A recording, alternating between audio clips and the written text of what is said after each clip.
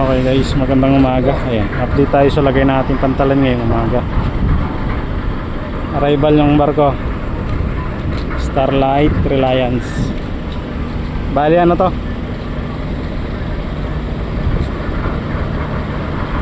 Bali huling biyahe nila ngayong araw. Si Dilmar ay naglo-loading ngayon.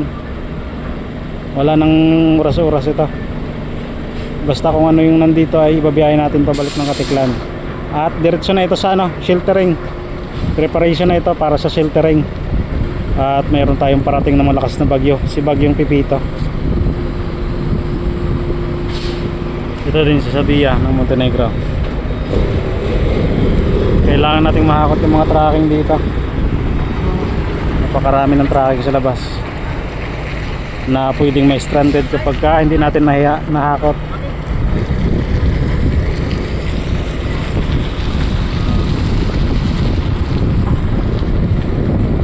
Bali mauna lang to si Dilmar.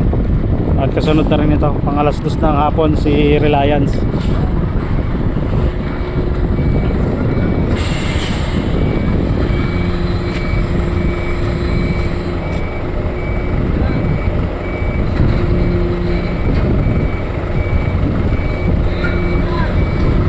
Bali Iloilo ang ano to, takbo. Sa Iloilo ang sheltering ng mga ito. Maging barko sa Calapan at Batangas na biyahe ay tatakbo ng Iloilo at dun tatago sa pagitan ng Bacolod at Iloilo.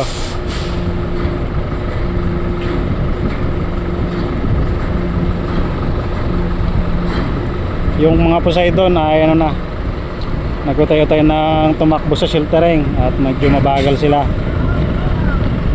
Kung mga ito sige pang biyahe at kaya naman nilang abulin yung yung 4 na oras na schedule. Medyo malayo yon yung babiyahean na yon. Nasa 100 nautical miles yun mula dito sa Dangay Port.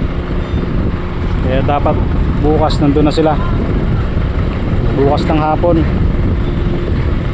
sa sheltering area. Yung Batangas yata ngayong araw ay ano na, cancelled na yung mga trip at tatakbo na ng sheltering yung mga barko. Yung ibang barko ni Starlight doon sa Batangas ay diretsuhan ang biyahe, Batangas to Katiklan.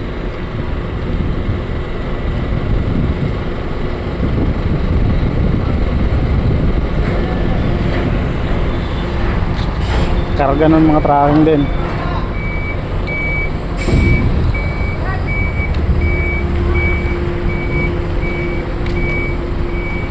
Ayan o.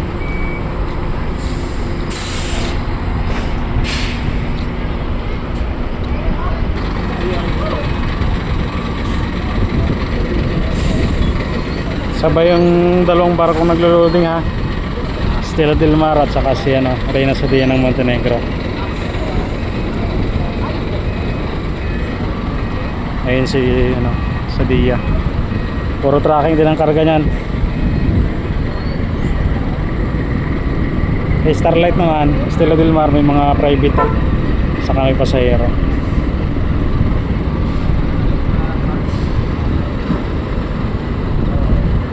Ang dami pang mga ligaw naman na nakay sa labas.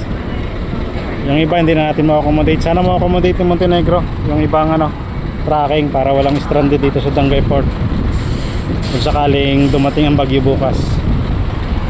Kasi ito na yung huling mga biyahe natin. Si Starlight ay alas 2 ng hapon, standby na kami. Cancelled na yung mga biyahe namin pagkatapos ng alas 2. Dahil wala na rin pati kaming barkong ibabiyahe. Dahil lahat papunta na ng Katiklan.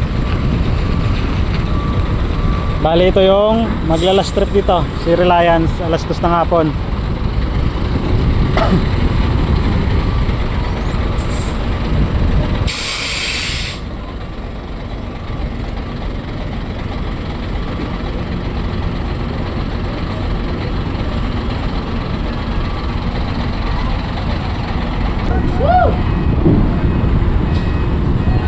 Puno din pala to.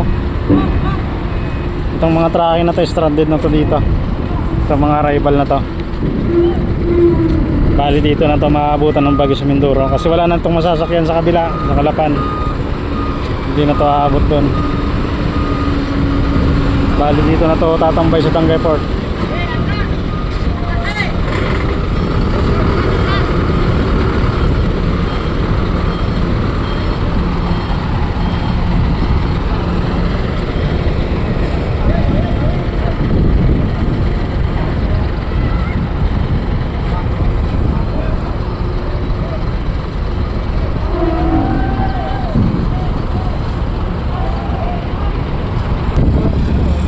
May mga pasahirong karga to. Dahil may series palang karga, isang bus. Bali may stranded na to dito sa Mindoro.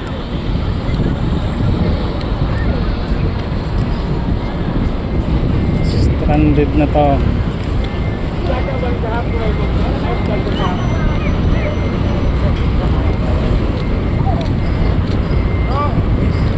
Daming pasahero.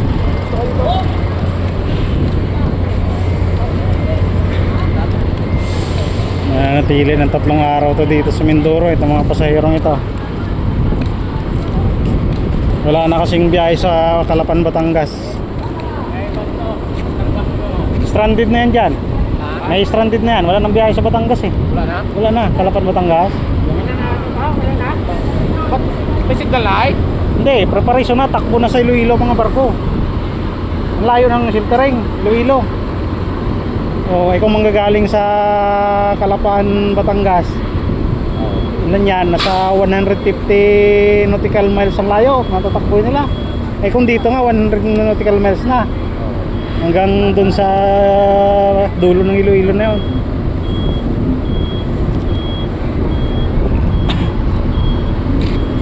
Kawawa, ilang araw yan eh, no? Oo. Ilang araw yan? Ilang araw yan.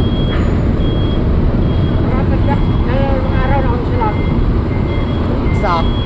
Eh, ano pa nga ng bagyo? Walang... Parating pa lang. Standby, standby! May tao sa likod! Muntik na mabangga yung ano, third mate oh. Maatras yung tracking. Oh, muntik na.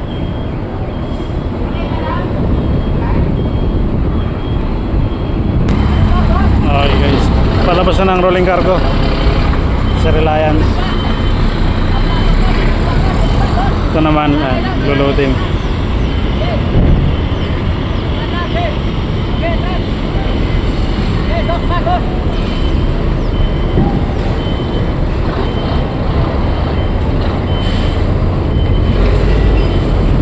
Guys,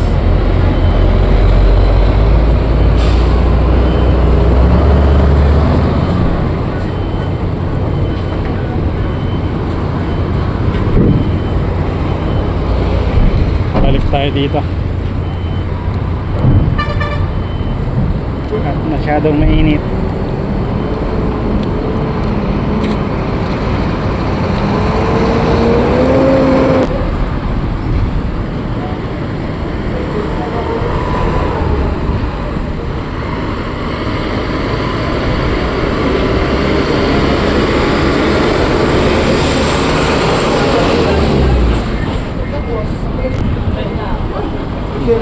Kahit ito fix nito, siningit ko rin niya.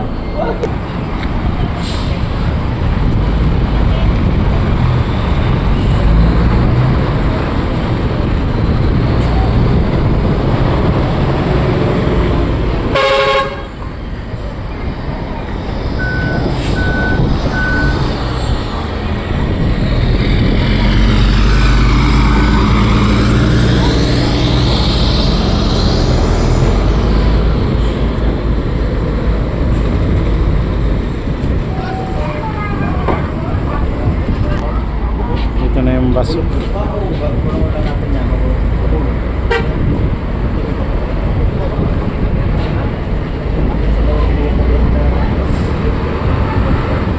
Stranded na yan.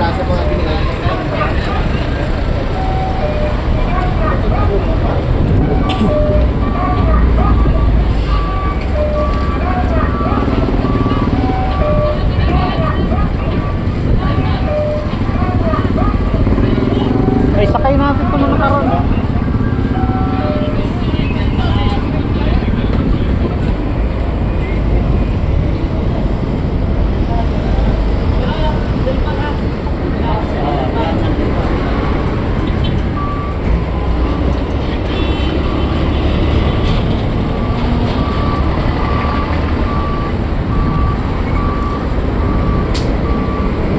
Pidra.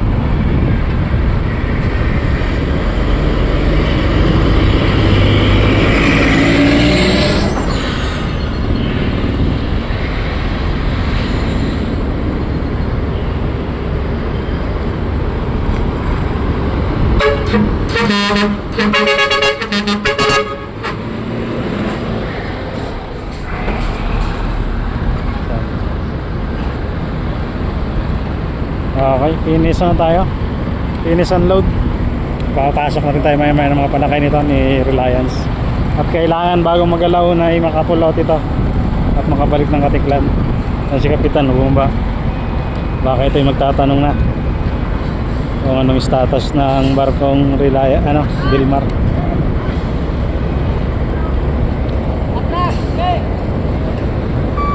Bali kakarga lang ng freshwater siya, Reliance, at mamaya-maya maglo-loading na rin ito pag nakapasok yung kanyang mga panakay.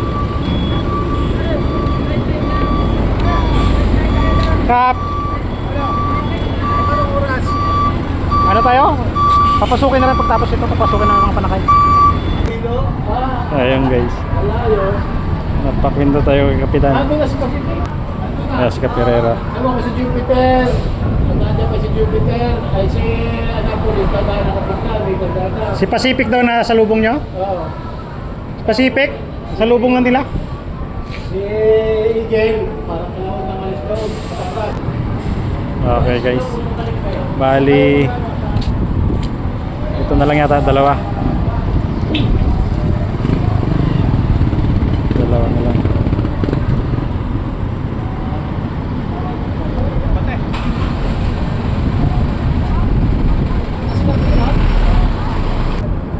Okay guys, finish loading si si Dilmar. Si sa Dia ay patapos na rin. Ayan ilang piraso na lang.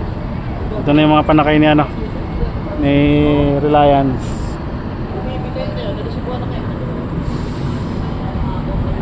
Ayan.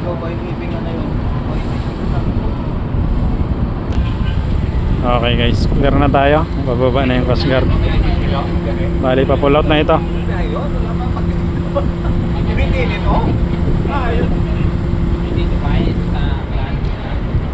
Sir, thank you.